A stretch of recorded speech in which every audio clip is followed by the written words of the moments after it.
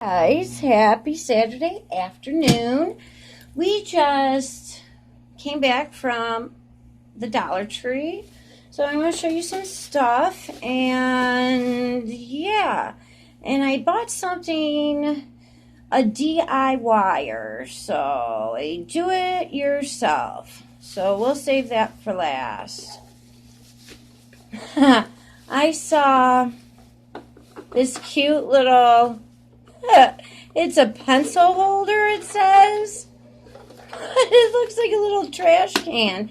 They had different colored ones. They had blue, green, and then this pink. But I thought, like, I could have this for my vanity area for when I shave my eye pencils and my lip pencils, and yeah, or if I need to throw away cotton rounds instead of having to get up and go over to the trash can, especially with my to sharpen. So I mean, I have a couple of my favorite pencil holders that have a lid on it, but I don't know. So yeah, this is one of the items. I got this cute scarf, another scarf, to either use as a scarf or for my hair. I think that's really cute. I think that's pretty.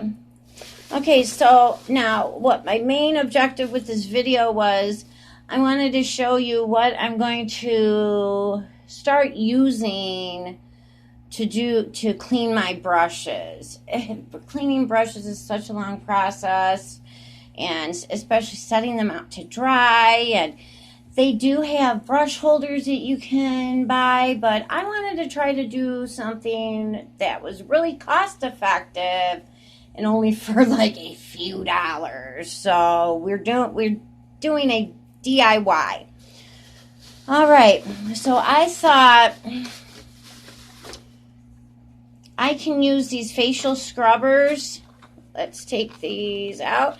You know, these were only $1. Well, everything's $1 at the Dollar Tree, but I mean, I picked up a pack of these for my face at Walmart, and they were only $2.95. But hey, these are identical to what I have, and these were at the Dollar Tree.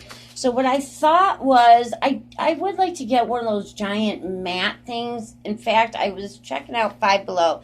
They have these huge mat things, but when I was there, I noticed the mats had this type of bumpy material on it. So I figured I can hold it in my hand like this, and then I can do like this to each of my brushes.